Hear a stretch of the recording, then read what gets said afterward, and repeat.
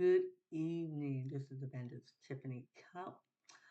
I'm coming on to say hello and just give a curly word. I've been a little busy. I will be a little bit busy till the end of February. I try to get on as much as I can, but I want to leave an encouragement word. Um, and maybe I shouldn't say this, but I will say this that when you give, um, God rewards you back. And years ago, I didn't.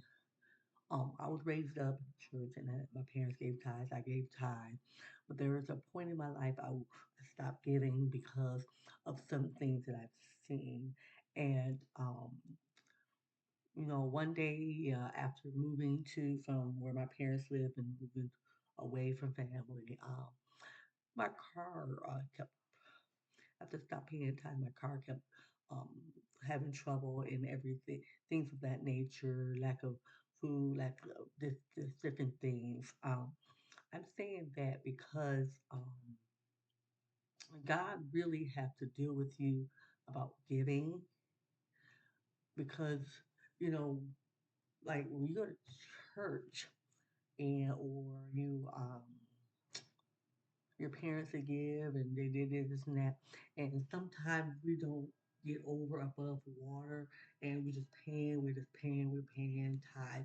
And we don't see nothing happening because we're just doing because it's a routine or it's traditional. What I know is that you have to give from your heart. And there's times I have lacked and I couldn't give the whole 10%. And I'm not saying it's right, this is wrong or whatever, but biblically you should give. But I want to say this: do you have to know the Lord for yourself? You have to ask the Lord what He wants you to do. And I give 10%. There's been times that there's been times that it's going to be hard, and you have to pay this and this and this. And but God, and I gave my last, and then God rewarded me back. But when my car was broken down, I'm telling you, and I stopped paying tithes every time a car broke down. But as soon as I started getting on this prayer vigil over 20 something years ago now, and I started giving back to God. I gave him what I could. Even if I didn't have enough, I made up for the next time or whatever I could. I gave. And ever since then, the Lord has reward. So I want to say this. If you don't go to a church and you don't give, okay, and because you don't have a membership, well, try giving to somewhere that is needing, like the poor or sponsor um, companionship, sponsor a child that's in poverty, or give to someone that's having health issues, or give some blankets, some clothes, whatever it is need. You give to that and be thankful with that until you find a church home. Because sometimes people don't. They're in between churches and they try to find something. Because sometimes people can't find the one they like. And I'm a living witness of that. There's been a period of my time that I didn't go or I didn't have a church home, but I've always connected to a church because I stayed in church every Sunday, or if I could go. But I went to somebody's church, but I was not always a member. I will confess to that. I was not always, and that was not very long.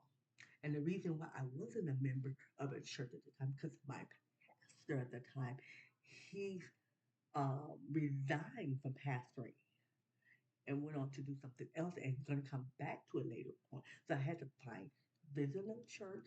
So I didn't stop going to church for the reason you all said because of church hurt. So let's get that straight. So the Bible tells us to assemble ourselves together with the saints.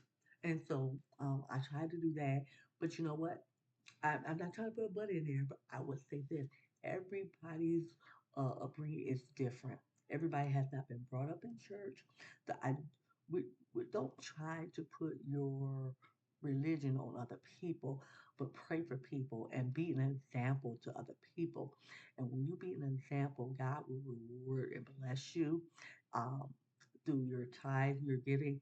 I don't only give just through my money, I give through my time. To the Lord, reading the Bible, volunteering at the church, or volunteering ministries outside of the church walls. So you can give your time to other things. So, but the, the God, you should want to give. You should want to give something. Ask the Lord what He wants you to do. If ye be willing and obedient, you shall eat the good of the land. Isaiah 1 and 19. My dad always say that scripture when I was growing up. He's still living and he's still a preacher. He might be older, but he's still preaching. But you know what? We got to be a witness for God, and we got to be an example to other people. We can't just be doing stuff and saying stuff and being a hypocrite about how it's supposed to be done. If you don't want to give, don't give. And you were brought up in it, don't give. And but you'll see the result of and your own experience what's going to happen. But I'm gonna tell you the result of giving is that Lord's gonna reward you. He's got me into a place through my reward and my obedience to Him. He's got me from my childhood to He got me into law school. Now I'm getting ready to take this in. So these are the things if you want God to do something for you, you have to do something for Him. Give time, but you have to love the Lord with all your heart, with all your mind, and all your soul. God can do anything for you if you just do that commandment. Love the Lord with all your heart through your giving as well. God bless you.